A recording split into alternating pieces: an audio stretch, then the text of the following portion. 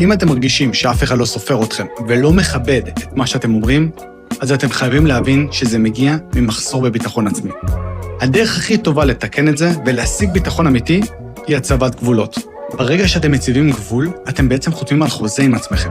קבעתם חוק חדש, וכשהצד השני מנסה לבדוק את הגבול הזה, ואתם עומדים על שלכם, אתם עומדים במילה שלכם. אתם מוכיחים לעצמכם שאתם מקיימים הבטחות, וזה משנה הכל.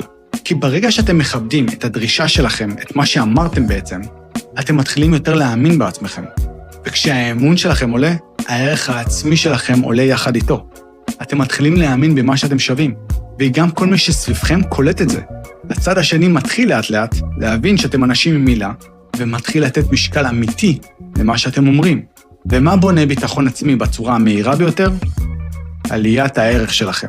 כשאתם יודעים מה המילה שלכם שווה, ואתם יודעים לדרוש את מה שמגיע לכם, אף אחד לא יכול להקטין אתכם יותר. כל יום שאתם ממשיכים לוותר ולתת לאנשים לחצות את הגבולות שלכם, אתם רומסים את הביטחון שלכם. הערך שלכם רק ימשיך לרדת אם לא תעצרו את זה עכשיו.